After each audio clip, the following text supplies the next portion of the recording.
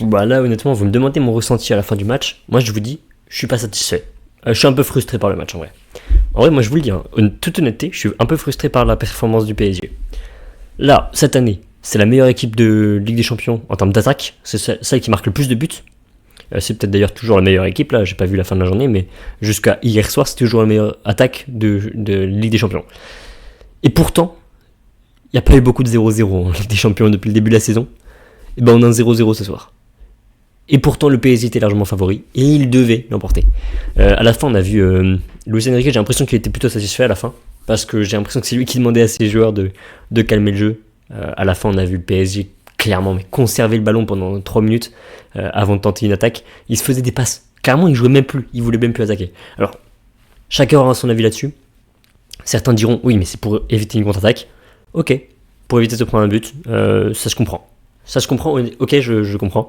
Je pense que c'est pour ça. Je pense que c'est Luis Enrique qui demande parce qu'il applaudit pas mal ses joueurs à la fin en disant ouais, c'est bien, continuez comme ça, c'est bien ce que vous faites. Alors qu'ils sont en train de faire une balade, quoi. Mais honnêtement, moi ça me va pas, quoi. Non, t'es le PSG. Non, t'es le PSG, il faut que tu mettes de la percussion, un peu plus d'envie, quoi. Non, même à la 85e minute, tu tentes, tu continues, quoi. Respecte-toi, t'es champion d'Europe. Au pire, c'est quoi? C'est Bilbao, c'est un point supplémentaire. Ça va pas te sauver le top 8. Enfin, tu seras dans le top 8 de toute façon, a priori.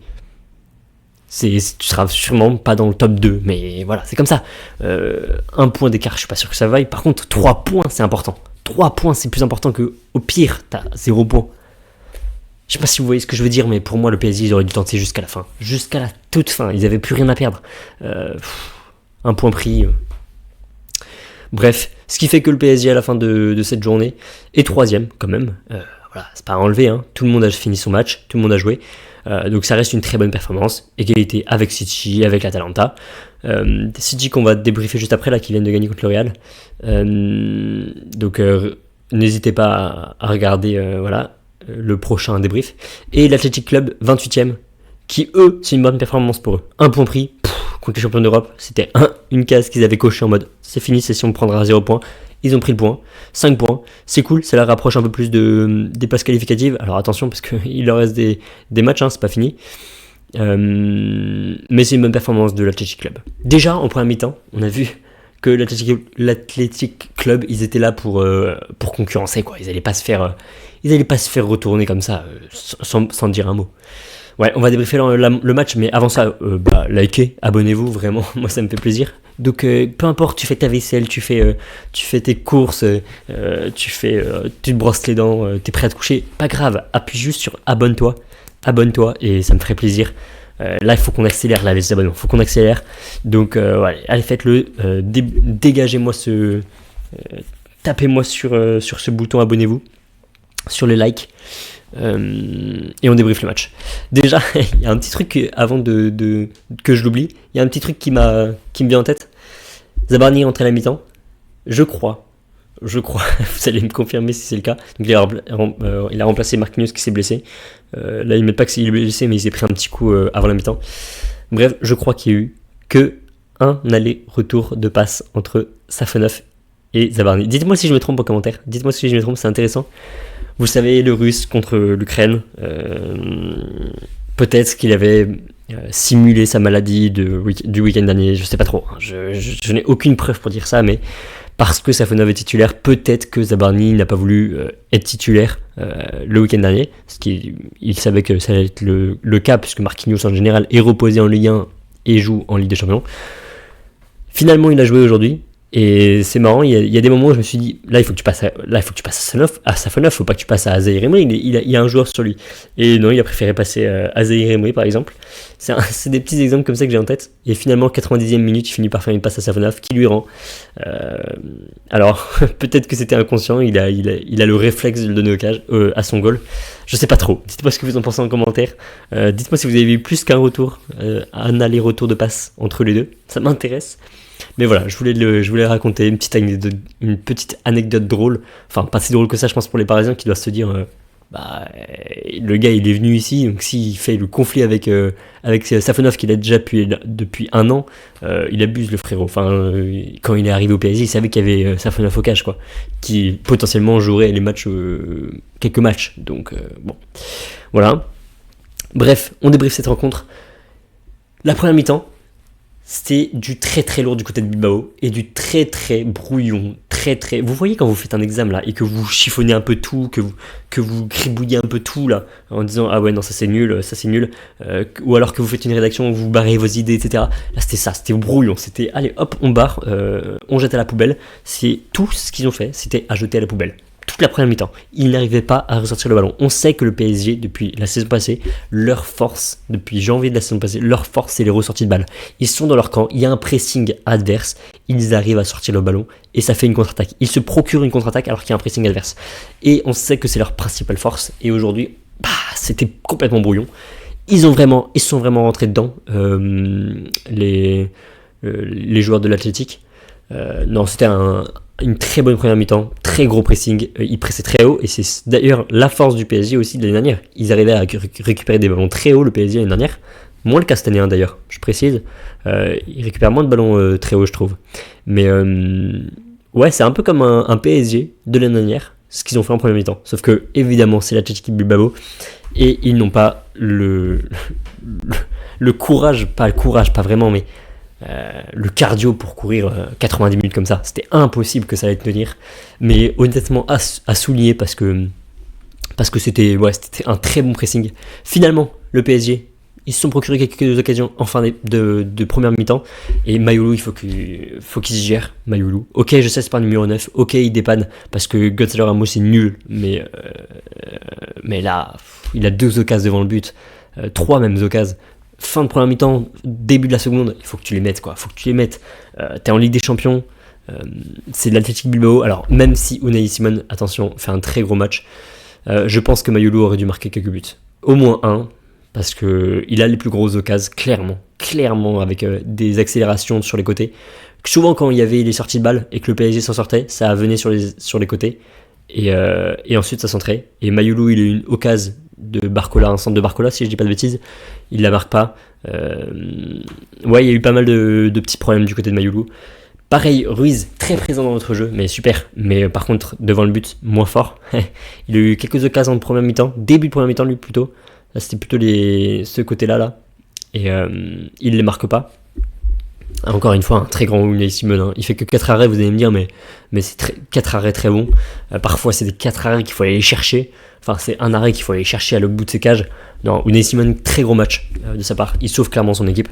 Mais en plus, son équipe joue bien le pressing. Donc ça, c'était bien pour Unai Simon qui avait moins de travail finalement parce que moins de densité de jeu devant lui.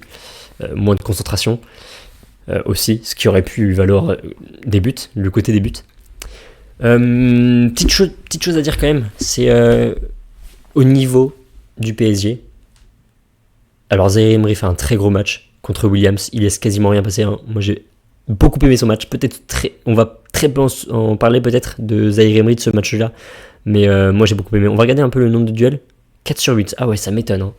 Pour le coup, je pensais pas parce que souvent il se mettait à 2 avec João Neves, Guevara qui est plutôt côté droit, j'ai trouvé en deuxième période surtout. C'est vrai que Barcola, Guevara ça échange beaucoup, hein, bien sûr on est habitué, mais il a été solide. Moi j'ai trouvé très solide. Moins dans la projection offensive, mais voilà. Aujourd'hui on aurait peut-être pu avoir besoin de ça du côté du PSG. D'ailleurs, il s'est projeté un moment. Il a fait une très belle passe vers l'avant et je crois que c'est Mayulu qui rate aussi. Première occasion de Mayulu, je crois. Mais ouais, Zaïre Emery, c'est peut-être un des gars sur lequel, depuis le début de la saison, on peut vraiment bien compter avec Vitinha. Alors que parfois Barcola par exemple qui rate, Guevara qui loupe certains matchs, Mayulu pas toujours très bon, Ruiz plutôt bon son match quand même, comme je disais dans notre jeu, c'était cool, vraiment cool. Ouais, moi je voulais parler de Barcola et Guevara. Barcola, c'est 2 ailiers gauche. Ok, vous allez me dire encore une fois, ils permettent beaucoup, ils savent jouer des 2 côtés. Non, je suis pas d'accord. C'est 2 ailiers gauche qui ne savent pas jouer vraiment à droite. À chaque fois, on voit, à la limite, défensivement, ils savent jouer à droite. Ils savent faire le taf à droite. Surtout Guevara. Mais quand il s'agit d'attaquer, ils sont inexistants à droite. il y a très peu d'attaques qui viennent de la droite qui viennent de l'ailier. Si c'est des attaques qui viennent de la droite, ça peut être Zaïre Emery, ça peut être Neves, Vitinha, à la limite de temps en temps c'est un ailier. Mais contrairement de l'autre côté où c'est eux qui font les accélérations et qui percent les lignes, c'est moins le cas du côté droit. Donc ouais, 2 ailiers gauche qui se disputent la place, clairement. Gvara est tellement meilleur à gauche, et Barcola pareil, quand il est lancé en profondeur à gauche, il est imprenable. À droite, c'est moins le cas, il est moins lancé en profondeur, et Gvara réussit moins de dribble, tout simplement. Il tente moins aussi, à droite. Donc 2 ailiers droits. Doué est rentré, mais il n'a pas pris le côté droit, pas tout de suite. Il a d'abord pris l'axe pour remplacer Mayulu, puis il est arrivé côté droit pour laisser Gonzalo Ramos en pointe. Bon, pas très grosse entrée de Désiré Doué, mais il revient de blessure. Pareil pour Mendes, il revient de blessure. Voilà, faut le laisser le temps. Un gars dont j'attendais pas mal, c'était Gonzalo Ramos. Quand je l'ai vu rentrer, je me suis dit, bon, ça y est, le PSG va marquer un but et va s'imposer. Je me suis trompé cette fois-ci. Gonzalo Ramos n'est pas le super sub, enfin ne fait pas sa technique de super sub et de marquer à la fin. Bon, c'est comme ça. Donc finalement, ils se finissent avec un 0-0. Donc une grosse première période de la Chiqui Bilbao qui n'arrive pas à garder ce rythme en deuxième période, c'est normal hein, évidemment. De meilleures occasions du côté du PSG qu'il faut conclure. Il n'y arrive pas. Ça passe par les ailes, ça marche pas. Mayulu, Barcola aussi qui rate une énorme action, et là je pense qu'il peut s'en vouloir. Encore une fois, c'est souvent Barcola. Il arrive devant Unai Simon, une action super bien construite. Hein. Pour le coup, dans l'entrejeu, il est nickel Barcola. Il sait faire des passes et accélérer d'un coup, mettre la percussion, mettre du tempo au bon moment, ça c'est nickel pour Barcola. Par contre, dans la finition, dans le dernier geste, aujourd'hui c'est une transversale. En général, c'est à côté du but. Mais surtout, il y a la transversale qui peut s'en vouloir. C'est plus de l'autre côté, il y avait Gvara qui était tout seul. Il y a un joueur qui était en pointe, ça devait être Mayulu avec un défenseur. Mais de l'autre côté, il y avait Gvara complètement seul. Il aurait pu faire la passe. Il aurait dû faire la passe, je pense. Peut-être que ça aurait été intercepté, mais là où Unai Simon, il bloque carrément l'angle. Donc en dessous de la barre, c'est très limite d'aller chercher le but. Parce qu'en dessous de la barre, il y a la tête de Unai Simon qui s'est bien avancé. Donc l'angle est vraiment réduit. Donc je pense qu'il aurait dû faire la passe de l'autre côté. Il rate encore, c'est dommage. Un petit truc à souligner quand même, cette équipe de Bilbao, c'est des gros malades. Des gros malades, je vous le dis clairement. 21 fautes, c'est des énormes malades. Ils n'ont pas cherché la position à 28%. Pourtant, la première mi-temps, j'avais l'impression que c'était plus. Je crois qu'ils ont fini autour de 30%, mais pourtant, j'avais l'impression que c'était vraiment plus. Très bon pressing, souvent dans le camp du PSG, finalement, le ballon. 0,6 XG contre 2,05. C'est pour montrer à quel point le PSG a eu les opportunités, mais ils ne sont pas gérés, quoi. C'est vraiment, vraiment dommage. 18 tirs, 5 cadrés, 5 occasions de but, 5 occasions ratées, c'est catastrophique. Très très mauvais. Toujours un problème dans le dernier geste. C'est dommage parce que c'est le problème peut-être du PSG cette saison, c'est la dépendance au reste de l'équipe sans les attaquants. C'est-à-dire que ce n'est même pas les attaquants qui marquent le plus de buts. Barcola, limite, il doit être à 5 buts en Ligue 1, peut-être un truc comme ça, mais c'est autant que Vitinha ou un truc comme ça, tu vois.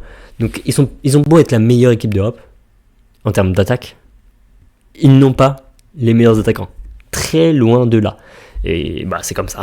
C'est une équipe qui marque d'un peu partout. Ce qui peut, finalement, on peut se dire que c'est un point positif, puisque le danger vient de tous les joueurs. Mais quand il n'y a pas un mec qui marque plus de buts que les autres, et ben finalement, il n'a pas le sens du but, quoi. Il n'y a pas toujours le sens du but. Il suffit que tous les joueurs soient un niveau en dessous que d'habitude, ou leur niveau normal, parce qu'ils ne marquaient pas autant les autres années, hein. Un niveau normal et c'est fini, quoi. Il n'y a plus de but. Bon, c'est comme ça. Est-ce qu'il reste la meilleure attaque d'Europe ? Je ne suis pas sûr. 19 buts, donc le Bayern 18, ça c'était déjà le cas hier. 19 buts pour le Borussia Dortmund également, qui a donc marqué un but aujourd'hui, ou deux. Le Dortmund, ils en ont marqué 2.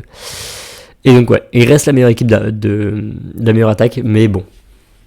Écoutez, on va se débriefer un autre match, hein, on va se mater un autre match et on va le débriefer, City Real.